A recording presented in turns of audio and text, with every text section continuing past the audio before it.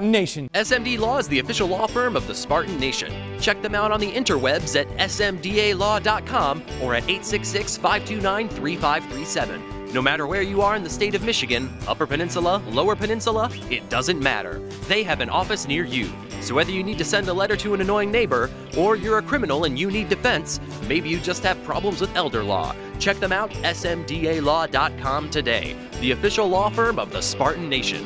Call them first. Then you act. Chicken it. Welcome back, Spartan Nation Radio. We're glad to be joined by Spartan Nation senior writer Johnny Shop. John, terrific job last week with your articles on Sparty like it's 1999. Great job, great response from the fans. How fun was it for you reflecting? Well, it was a different era. It's fun, but then you realize that you're old. It's more fun than I thought it would be, more fun than the 10-year. And I think there's a huge reason for that. The big reason is to actually confront Nick Saban about the issue at hand for the one time really ever on the record, and really that issue died that day, I think. That's in the story. Also, we have the great book on Saban that was done 3-4 years ago that included more light on this magical subject that comes up at the end. So there's that, and it's a great way to kick it off. Look, we're going to focus on this. People will be reminded of it later this year when the season gets going. It's on the John, we lost you. John, your phone went out for a second. Go ahead. No. Come back, phone. Great way to get it going. You know, we'll focus on it again during the season. People will think about it. They'll be reminded of it when their mind is on it. But how fun. It was a different era. That was a really good team. There was a couple of major toe stubs. And I didn't realize – probably at the time, surely, and didn't realize, looking back on the 10-year, that was the most important bye week probably in Nick Saban's career. Because if they don't finish well, he's not leaving that fall to go to LSU.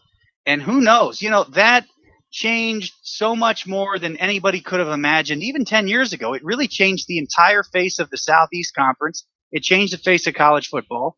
And looking back on 20 years now, that team, a whole lot of fun and a great way to set the table for the coming season.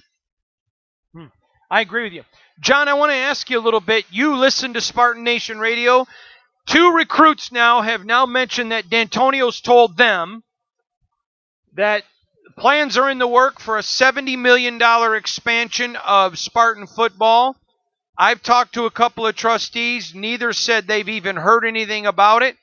Spartan Nation's got a lot coming on that in the War Room later this week. I'm curious because a couple people told me they were surprised that he would tell people that because he struggled to raise $5 million to renovate offices. And several told me they don't think he's going to be here past this year, next year at the latest. So I'm curious, your thoughts on when you heard those recruits say that. Well, my initial thought is 2 things. Number one, I wonder if it's the idea that Nick Saban had way back when, about 20 years ago, to close in the southern end zone. Because I know those plans are still floating around there somewhere. No, it's not that. It's all for the football building, the football facilities, not the stadium. Wow. Okay. The second thought is anytime this comes up with Michigan State, I know it was a long time ago, but you still have an initial recoil because they did get had by a guy that basically pulled off a scam. I believe he even tried to pull the same scam off at Notre Dame, but we've been down a road before. So if they're banking on one person to fund this, I'd be a little concerned based on past history and what happened to the late, great Ron Mason, what happened with the funding that wasn't there by a scam artist. Thirdly... Now, John, do you care to name such scam artists? I don't remember the guy's name, Hondo. Obviously, The Scandalaire Center is what it is, but it was whoever that was before then. I don't remember the guy's name. If you do, for sure. Okay. Yeah, I don't remember the guy's name, but I know I think he got Notre Dame as well. And obviously, it was a pretty good hook to hook 2 major institutions like that. The third thing I think is that there's a lot of money coming into the Big Ten schools, record-breaking money. It's only going to get better and stronger. That's good. I don't know if that is like an inevitable prediction by Mark D'Antonio or if he's throwing up specifics. But for now, the balance of the Big Ten East is it's up in the air. We don't know what's going to happen. I understand some people have told you, Hunter, that they don't think Mark D'Antonio will be around much longer. at the same time, what if the year goes really well? And all of a sudden he's like, boy, I could drive this car for a little bit. Michigan State football is going to have to stay competitive with the biggest schools in the country, in the best division in the country. And you've also got some guys across the other side of the division. As long as, Purdue is doing what they're doing, they're going to try to make noise. They got a new building. Iowa's building is new too. So it surprises me. I hope they're not relying on that to bring recruits in. I don't think that's your main message.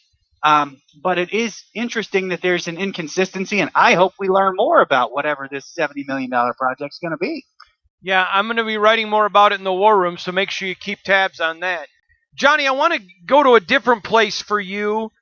Again, talked about it in the War Room, but I've heard now from 3 people at Michigan State that they believe that when D'Antonio exits, he's going to be pushing for Mike Tressel to get the job. What would you think if Mike Tressel was his successor?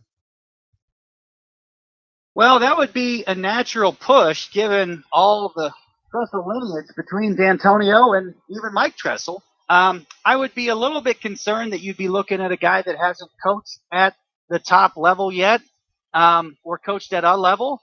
The initial reaction I would have, and it's not meant to compare the two, but the initial reaction I would have is this guy more qualified than any other coach that was an assistant for Mark D'Antonio, who's now a head coach? I don't think so. Pat Narduzzi's got a pretty good record right now. He's beaten Clemson, I think, a couple times. I don't know if he's available, but that's the initial place that I would think. I do believe that you've got to have some serious consideration when that time does come to somebody that was involved in the D'Antonio staff at some point.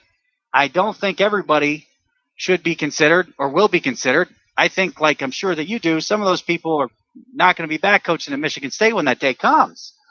I would hope that the program at that point is still on a national level, fighting for national things. And if you're going to do that, I don't care if it's Oklahoma, who I'm very surprised by their success, and I credit them. I'm not sure that's the answer anywhere, Hondo. Let's say Georgia's going along here and Kirby Smart leaves. You think the Georgia people are going to be down with taking an assistant who didn't have a head coaching experience who's on his staff? I don't know, because the catch-22 there is Kirby Smart didn't have any head coaching experience. He came up the street from Alabama.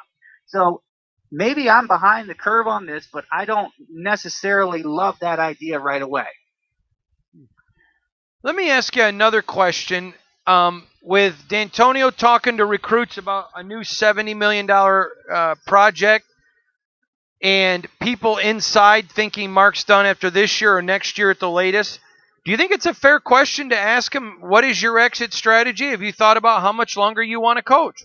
Yes, because this game is changing, and we've seen people crash the car when they shouldn't have. We've seen their careers, unfortunately, go out with a crash. Mark Richt, Mac Brown, etc. We don't want to see that happen here. I think a failed exit strategy has been part of that. Les Miles, good God, Les Miles. And Jimbo Fisher gets pulled into that mess too.